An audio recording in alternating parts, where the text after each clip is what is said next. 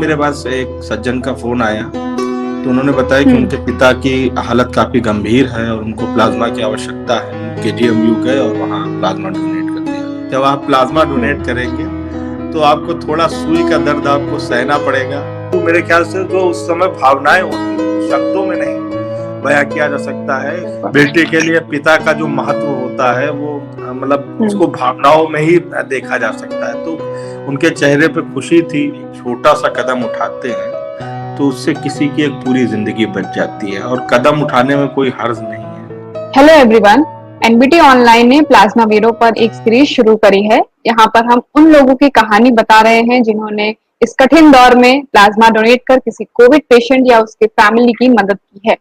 हमारे साथ लखनऊ से शुभम जुड़ चुके हैं। शुभम एक एनजीओ वर्कर हैं और उन्हें लोगों की मदद करना काफी अच्छा लगता है। शुभम ने कुछ दिन पहले ही एक कोविड पेशेंट को अपना प्लाज्मा दान किया है। शुभम, आपसे सबसे पहला सवाल मेरा यही है कि प्लाज्मा डोनेशन के लिए आपको मोटिवेशन कहाँ से मिला और आपका अनुभव कैसा रहा? बीते समय में इतनी खबरें आ रही थी, नकारात्मक खबरें थी, इनको सुन के काफी बुरा अनुभव होता था।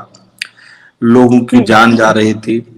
तो उसी समय 1 महीने लगभग मुझे कोविड से रिकवर हुआ था। 21 दिन हुए थे। तो मैंने एक हम लोगों का एक वॉलेंटियर ग्रुप बना हुआ था जिसपे तमाम जो लोगों को प्लाज्मा की आवश्यकता होती थी वो मैसेजेस आते थे।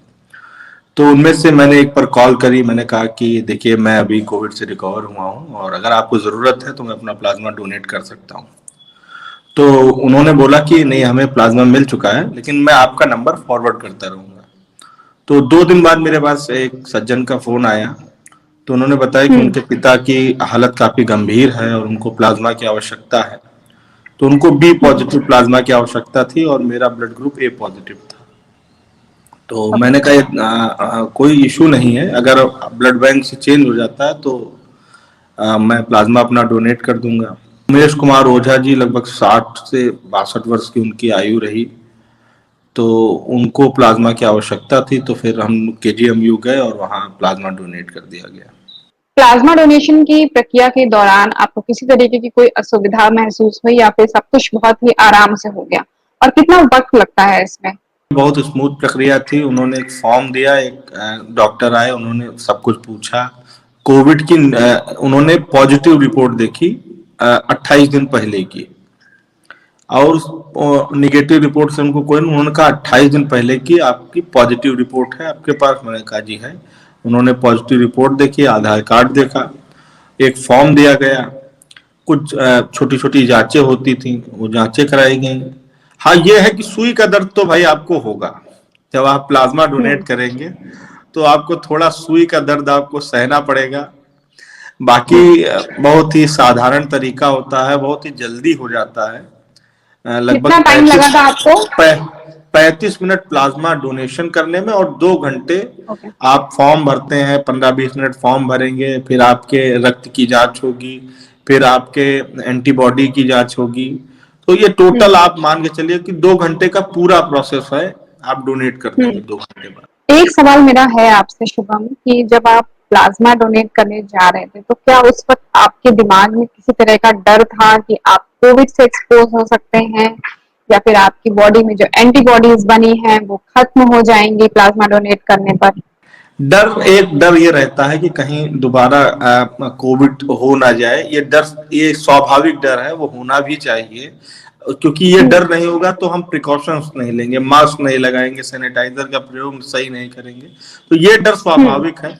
पर इस प्रकार का कोई डर नहीं था कि हमारा प्लाज्मा निकल जाएगा तो हमारे शरीर में एंटीबॉडीज नहीं रहेंगी। ये मिथ्या है, क्योंकि हमारी बाकायदा बात हो चुकी है। और मेरा जो बैकग्राउंड रहा है वो समाज कार्य में मैंने परास्नातक किया हुआ है।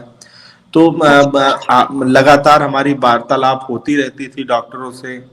तो डॉक्टर जो थे संपर्क में, बाकायदा हर एक चीज बता देते थे कि नहीं, इससे कोई हानि नहीं शरीर को।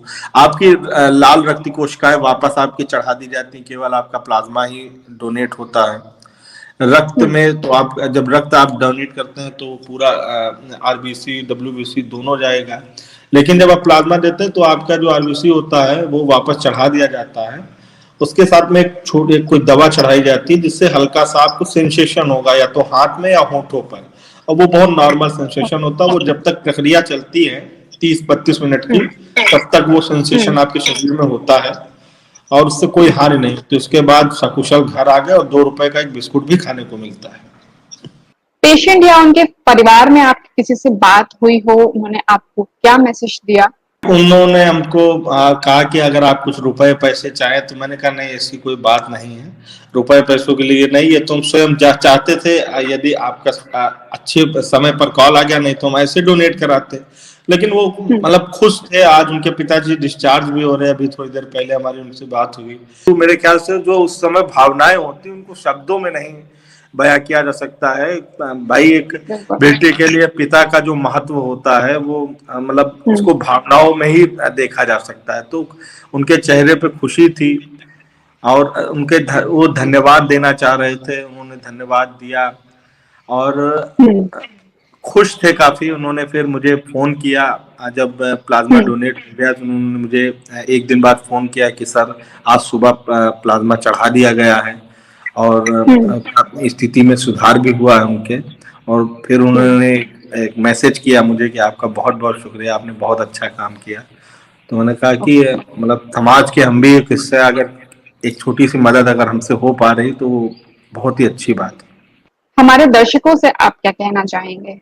मेरा बस यही कहना है कि अगर आप एक छोटा सा कदम उठाते हैं तो उससे किसी की एक पूरी जिंदगी बच जाती है। और कदम उठाने में कोई हर्ज नहीं है, कोई दिक्कत नहीं, कोई परेशानी नहीं है। आपसे आपका कुछ नहीं लिया जा रहा है, घर परिवार संपत्ति सब वैसे की वैसे बनी हुई है। और प्लाज्मा आप वापस अर्जित कर लेते हैं। कोई ऐसा तो है नहीं कि भाई एक बार चला गया तो दूसरी बार आएगा नहीं, है नहीं। तो ये कोई ऐसी बात नहीं। इसको आप डोनेट करिए, किसी की जिंदगी बचाइए, आप भी स्वयं भी स्वस्थ रहिए और दूसरे के स्वस्थ होने की कामना करते रहिए। यही छोटा सा मैसेज। हम बताना चाहेंगे कि एनबीटी ऑनलाइन ने उमेश कुमार ओझा जी के बेटे से बात की। उन्होंने हमें बताया कि उनके पिता 13 मई को ही अस्पताल से डिस्चार्ज हुए हैं और फिलहाल घर पर आराम कर रहे हैं, क्योंकि उनके घर में अभी एक रिलेटिव कोविड पॉजिटिव हो गए हैं, तो वो हमारे साथ इस वजह से चर्चा में नहीं जुड़ सके। हम चाहेंगे कि उमेश जी के परिवार के सभी लोग जल्द से जल्द स्वस्थ हों। धन्यवाद।